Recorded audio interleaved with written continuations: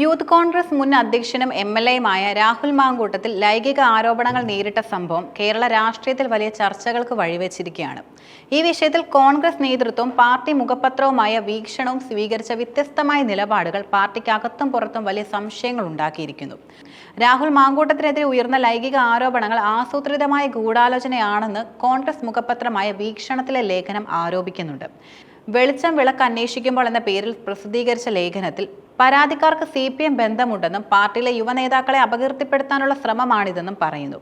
Rahul മാങ്കൂട്ടത്തിനെതിരെ social മീഡിയയിൽ പ്രചരിക്കുന്നത് അസത്യങ്ങളാണെന്നും മാങ്കൂട്ടത്തിലെ മാന്തോട്ടത്തിൽ വെച്ച് പീഡിപ്പിച്ചുവെന്ന് വരെ പോസ്റ്റ് ഇടാൻ ഇക്കൂട്ടർക്ക് മടിയില്ലെന്നും ലേഖനം പരിഹസിക്കുന്നു. അതേസമയം ലേഖനത്തിലെ ചില പരാമർശങ്ങൾ വലിയ വിവാദങ്ങൾക്കും തിരികൊളുത്തി.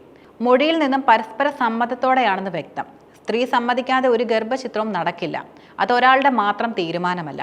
ആവശ്യമില്ലാത്ത ഗർഭം കലക്കിയത് ആ സ്ത്രീയുടെ കൂടി തീരുമാനമായിരുന്നു തുടങ്ങിയ വാക്യങ്ങൾ ലൈംഗിക അതിക്രമ വിഷയങ്ങളിൽ ഇരയെ കൂടി കുറ്റപ്പെടുത്തുന്ന സമീപനമാണെന്നും വിമർശിക്കപ്പെട്ടു. ഇത്തരം തറവേലകൾ കൊണ്ട് CPMന് മൂന്നാം ഭരണം കിട്ടുമെന്ന് വിചാരിക്കേണ്ടെന്നും CPMലെ കത്തുചോർച്ച വിവാദം മറയ്ക്കാനുള്ള ആസൂത്രിത നീക്കമാണിതെന്നും ലേഖനം ആരോപിച്ചു. ഈ ലേഖനം കോൺഗ്രസിനുള്ളിൽ തന്നെ വലിയ ആശയക്കുഴപ്പങ്ങളും സൃഷ്ടിച്ചു.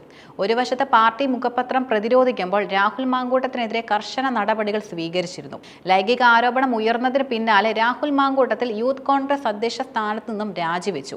തുടർന്ന് പാർട്ടിയിൽ നിന്നും പാർലമെന്ററി പാർട്ടിയിൽ നിന്നും അദ്ദേഹത്തെ സസ്പെൻഡ് ചെയ്തു. ഇത് പാർട്ടിക്കുള്ളിൽ വിഷയത്തിന്റെ ഗൗരവം എത്രത്തോളം ഉണ്ടെന്ന് വ്യക്തമാക്കുന്നുണ്ട്.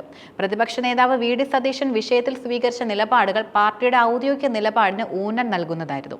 രാഹുൽ മാങ്കൂട്ടത്തിൽ MLAയുമായി ബന്ധപ്പെട്ട് തങ്ങൾക്ക് മുന്നിൽ ഒരു ആരോപണം വന്നുവെന്നും ആ സമയത്ത് ഔദ്യോഗികമായി ഒരു പരാതിയും വന്നിട്ടില്ലെന്നുമായിരുന്നു VD സതീശൻ വ്യക്തമാക്കിയത്.